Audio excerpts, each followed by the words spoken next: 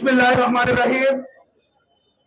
বাংলাদেশ জাতীয়তাবাদী দল বিএনপি নারায়ণগঞ্জ মহানগর কর্তৃক আয়োজিত নারায়ণগঞ্জ মহানগর বিএনপির সুযোগ্য সদস্য সচিব জনাব অ্যাডভোকেট আবু আলী ইউসুফ খান টিপু ভাইয়ের উপর গতকাল হত্যার উদ্দেশ্যে যে সন্ত্রাসী আক্রমণ করা হয়েছে, যবে নির্মমভাবে তাকে আহত করা হয়েছে, তার প্রতিবাদে বিক্ষোভ সমাবেশের সম্মানিত সভাপতি মহানগর বিএনপির সুযোগ্য আহ্বায়ক জনাব অ্যাডভোকেট সাখাওয়াত হোসেন খান, উপস্থিত বিএনপির বিভিন্ন পর্যায়ের নেতৃবৃন্দ, উপস্থিত জিয়া সৈনিকেরা, আসসালামু আলাইকুম।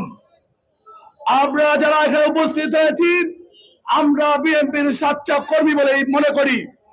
যারা বিএনপির মহানগরের সদস্য সচিব জনাব আবু আলী ইউসুফ খান টিপুর উপর নগ্ন হামলা করেছে, যদি টিপু ভাইয়ের উপর হামলা করে তারা যদি বেঁচে যায়, তাহলে আমাদের অবস্থা কি হবে তা আপনারা ভেবে দেখতে পারেন।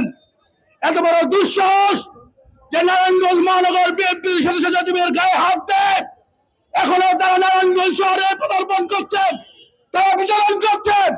এখনো মনে ভুলে যায়নি যেদিন জেলা পরিষদে দাঁড়িয়ে তার সম্মুখে আওয়ামী লীগের সন্ত্রাসী আওয়ামী লীগের লোকেরা যখন শহীদ রাষ্ট্রপতি জিয়া রহমান সম্পর্কে খারাপ উচ্চারণ করার পরেও তারা তাদের প্রতিবাদ করেনি, সেদিনকার কথা ভুলে গিয়েছিলাম।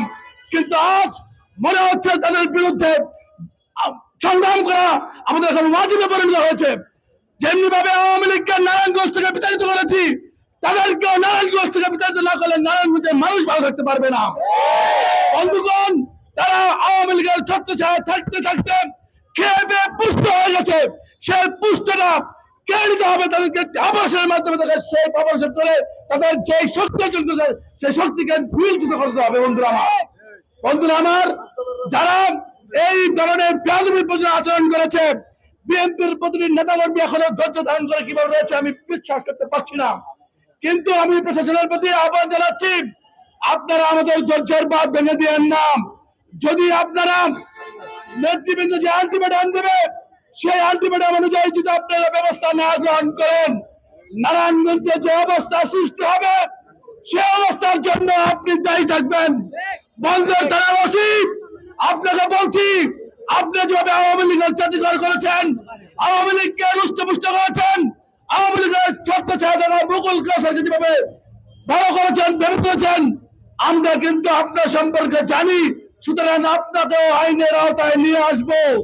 মনে করেছিলাম আপনি আইনের শাসন প্রতিষ্ঠিত হয়েছে, আপনি সহযোগিতা করবেন, কিন্তু আমাদের বহু ছাত্র নেতা আহত হয়েছে, নিহত হয়েছে, তাদের মামলায় আপনাকে অভিযুক্ত করা হবে। আমরা নেতৃবৃন্দ থেকে তাকিয়ে আছি, তারা যে ধরনের আলটিমেটাম দিবেন, যে ধরনের কর্মসূচি দিবেন, আগামী দিনে নারায়ণগঞ্জ সদর থানা এই আন্দোলনে সম্পৃক্ত থাকবে সে আশা এবং প্রত্যাশা ব্যক্ত করে সকলের আগামী দিনে আন্দোলন সফল থাকার জন্য আমার বক্তব্য শেষ করছি। সবাইকে ধন্যবাদ।